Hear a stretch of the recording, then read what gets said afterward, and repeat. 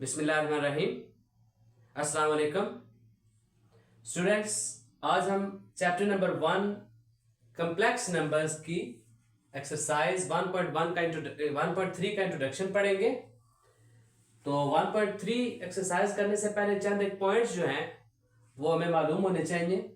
तो वो क्या है? सबसे पहला है अलजेब्रिक एक्सप्रेशन किसको कहते हैं।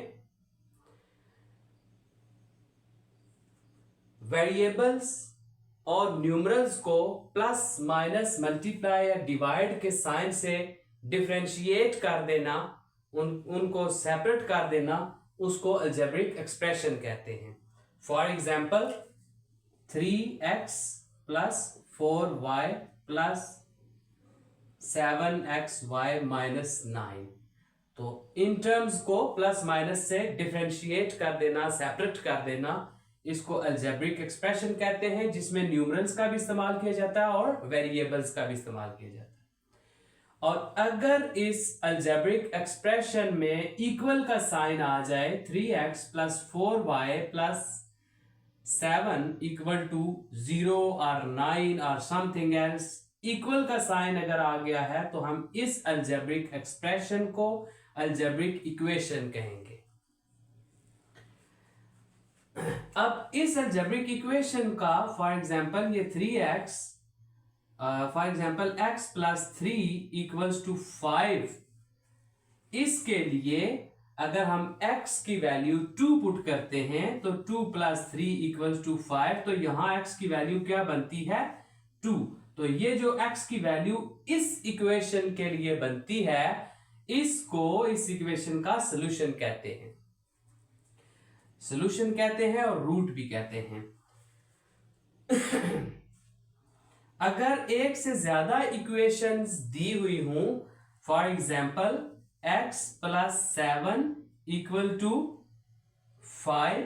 9 and x minus 1 equals to 1, तो अब ये दो इक्वेशंस दी हुई हैं और दोनों इक्वेशंस को क्या कहेंगे?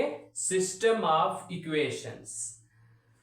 अगर इन दोनों इक्वेशंस के लिए वेरिएबल्स की वैल्यू निकाली जा सके, अगर दो या दो से ज्यादा इक्वेशंस दी हुई हैं तो उनको सिस्टम ऑफ इक्वेशंस कहते हैं। और उन सिस्टम ऑफ इक्वेशंस के लिए वेरिएबल्स की अगर वैल्यूज फाइंड की जा सके तो हम उस वैल्यू को कहेंगे साइमल्टेनियस सॉल्यूशन। फॉर एग्जाम्पल यहां पे जो मैंने इक्वेशंस दो लिखी हैं, इन दोनों में अगर x की जगह हम 2 पुट करते हैं तो 2 प्लस 7 9, 2 माइनस 1 इक्वल टू 1। तो दोनों इक्वेशंस के लिए x की वैल्यू x की वैल्यू जो है वो दोनों इक्वेशंस को सेटिस्फाई करती है। तो ये सॉल्यूशन जो 2 है इसको कहेंगे साइमल्टेनियस सॉल्यूशन।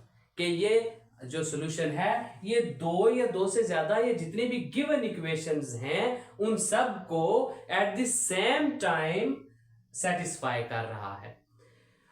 अब ये जो इक्वेशंस हैं जिनके लिए दो या दो से ज्यादा इक्वेशंस हैं, जो सिस्टम ऑफ इक्वेशन है, उनके लिए अगर साइमल्टेनियस सॉल्यूशन एग्जिस्ट करता है, यानी कि वेरिएबल की एक ही वैल्यू सब इक्वेशंस के लिए अगर ट्रू वैलिड साबित होती है, तो इन सब इक्वेशंस को कहेंगे consistent system of equations. Consistent system of equations वो होता है जिसमें गिवन इक्वेशन के लिए कोई ना कोई सॉल्यूशन मौजूद हो। अगर गिवन इक्वेशंस के लिए कोई सॉल्यूशन मौजूद ना हो तो उसको कहेंगे इनकंसिस्टेंट सिस्टम ऑफ इक्वेशंस। इसके अलावा दो पॉइंट्स और हैं जो एक्सरसाइज 1.3 को सॉल्व करने के लिए जरूरी हैं। वो ये है कि अगर इस फॉर्म में इक्वेशन दी हुई हो x² प्लस a² और इसकी फैक्टराइजेशन करनी हो, इसको फैक्टर फॉर्म में लिखना हो, तो इसको लिखेंगे x² प्लस की जगह माइनस लगाएंगे और a के साथ आयोटा a² होल स्क्वायर लिखेंगे, which will be equal to x plus iota a into X minus iota A square minus B square का फार्मूला अपन होगा। इसके अलावा एक और पॉइंट है फैक्टर थ्योरम, जो आप प्रीवियस क्लास में पढ़ चुके हैं। अगर p ऑफ z एक पॉलिनोमियल है और उस z की जगह हम कोई नंबर a पुट करते हैं और वो सारी इक्वेशन को, सारे पॉलिनोमियल को फिर सॉल्व करते हैं, तो अगर आंसर 0 आ जाता है तो हम कहेंगे कि जो हमने a पुट किया है वो उस पॉलिनोमियल का रूट है।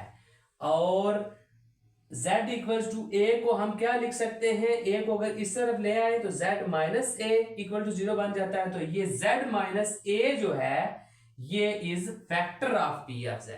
तो ये पॉइंट क्लियर जहन में होना चाहिए कि जो पॉइंट, जो वैल्यू p ऑफ a हमने पुट किया और आंसर 0 आया है, तो वो जो वैल्यू है उसको कहेंगे रूट, और फैक्टर के लिए उसको z के पास ले आएंगे तो z माइनस a वो उसका फैक्टर होगा।